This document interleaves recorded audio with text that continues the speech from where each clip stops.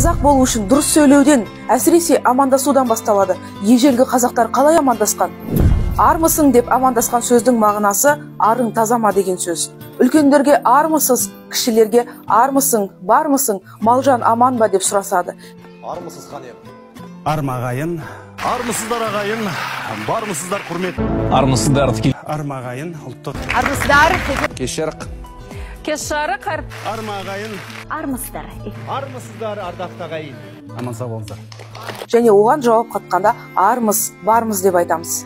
Иә, қазіргі таңда көп қазақтар маустамайды. Дегенмен де ол ата жол. Ата бабамыз осы амандасу үлгісін қолданған.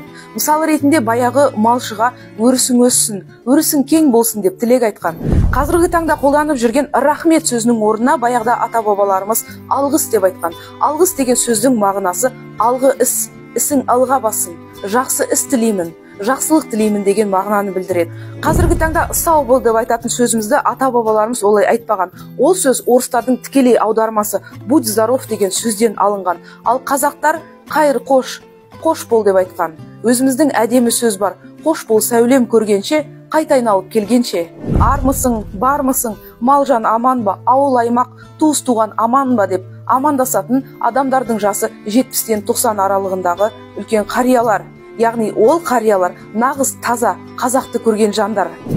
Көңілі кең дана халқымның тілегі шексіз. Түн жарық, күн жарық, ай жарық, қарағым, сәулем, айналайын, шексіз кете беретін қазағымның тілегі таусылмасын.